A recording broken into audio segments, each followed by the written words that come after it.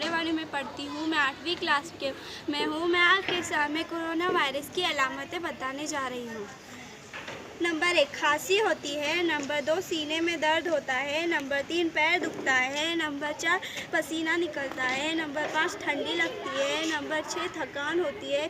Number 7 sir दुखता है। Number 8 तबीयत खराब होती है। अगर आप में से किसी को ऐसा सब हो तो जल्द से जल्द वो दवाखाने जाया करो और दवाई लेके ठीक हो। शुक्रिया। अस्सलाम वालेकुम। मेरा नाम रुखसाना है। मैं 8वीं जमात में पढ़ती हूँ। मैं ज़िला परिषद उर्दू स्कूल मांगड़ेवाड़ी में पढ़ती हूँ।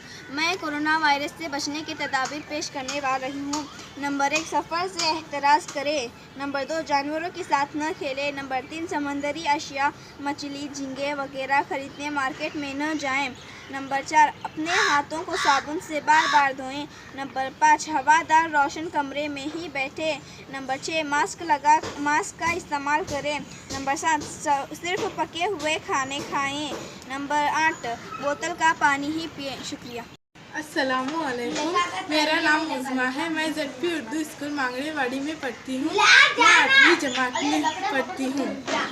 मैं आपके सामने कोरोना वायरस का इलाज घर के चीज़ों से भी होता है, जैसे तुलसी, हल्दी, आंवला, अदरक, इलायची, लहसुन, दालचीनी, काली मिर्च।